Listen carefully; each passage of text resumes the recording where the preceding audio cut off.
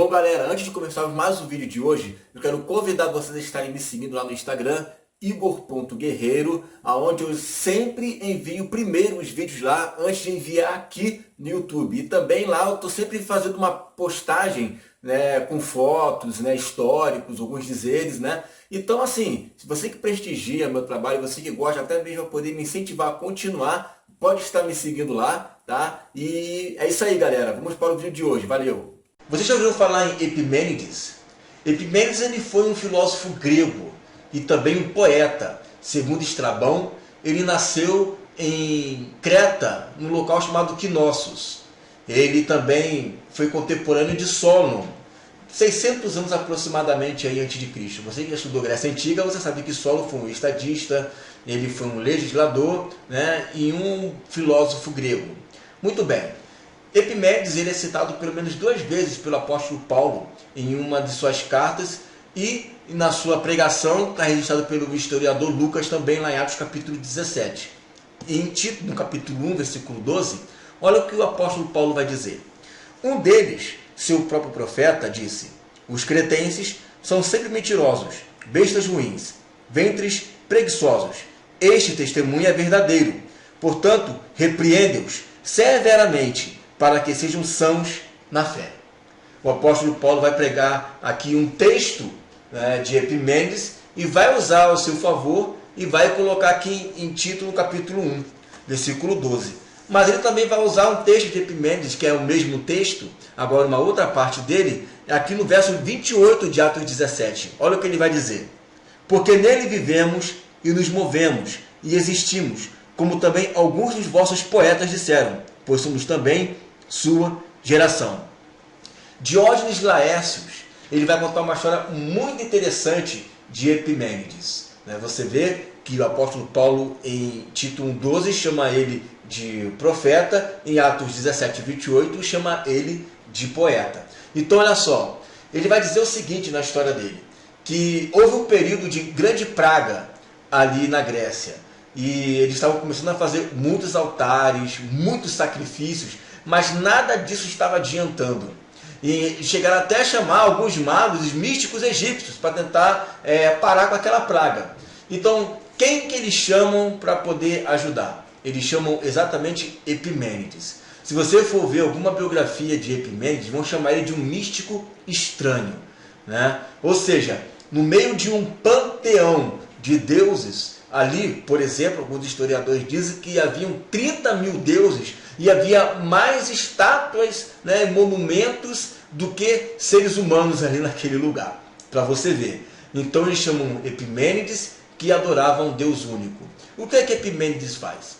Ele convoca todo mundo para ir no Areópago e ele vai dizer o seguinte: olha, as ovelhas vão nos indicar qual Deus nós devemos servir. Então o pessoal ali começa a fazer os altares ali embaixo, né? E as ovelhas ficam lá em cima e elas têm que se dirigir ao altar correto. E ali havia um altar que não havia nome, não havia uma estátua, não havia nada ali. Era apenas um local, né? E esse local é para onde as ovelhas acabam se dirigindo, né? Milagrosamente, isso está registrado, você pode depois pesquisar isso na história. As ovelhas acabam indo, né? Você pode desconfiar, mas é o que está registrado, tá? As ovelhas acabam indo, todas elas, né, para esse altar que foi levantado ali a um Deus desconhecido, a um Deus único, certo? E é justamente aí que o apóstolo Paulo entra, no versículo 23 de Atos 17, quando ele diz assim: porque passando eu, vendo os vossos santuários, achei também um altar em que estava escrito: ao Deus desconhecido. Esse, pois, que vós honrais, não o conhecendo, é o que eu vos anuncio. Né? Então você percebe que quando o apóstolo Paulo chega lá, ele já conhecia a história de Epimênides.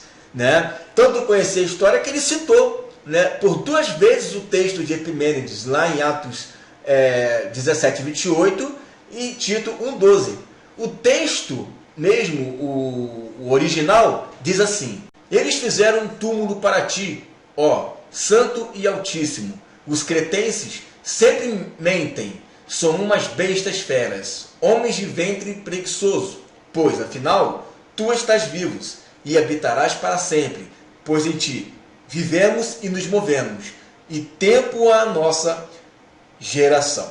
Então você percebe que é um texto que Paulo pegou, né, uma parte usou em Atos, outra parte usou lá na carta que ele escreveu para Tito.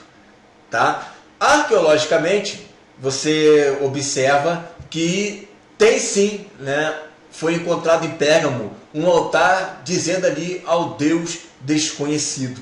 Né? Interessante isso, está aí na tela, essa parte aí que está até quebrada, né, corrida, claro, aí pelo tempo, mas foi encontrado aí um altar ao Deus desconhecido.